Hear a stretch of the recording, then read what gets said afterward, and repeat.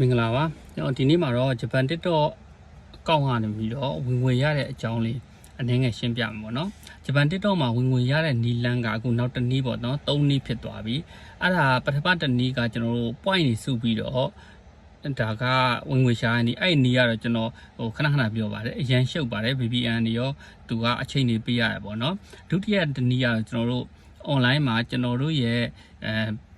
ဗီဒီယိုတွေပေါ့နော်ကျွန်တော်တို့1မိနစ်အထက်ဗီဒီယိုတွေတင်ပြီးတော့ကျွန်တော်တို့ဒါဝင်ငွေရှာတဲ့နည်းပေါ့နော်ကြည့်ရှုသူများအခုတတိယနည်းကဝင်ငွေအရန်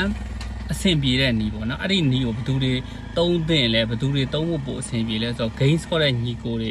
game ဆော့တဲ့ညီမတွေပေါ့နော် game ဟိုမှာ mobile legend တို့ PUBG တို့အဲ့လိုဟာတွေကိုဆော့မယ်ဆိုလို့ရှိရင်ကျွန်တော်တို့ဒါ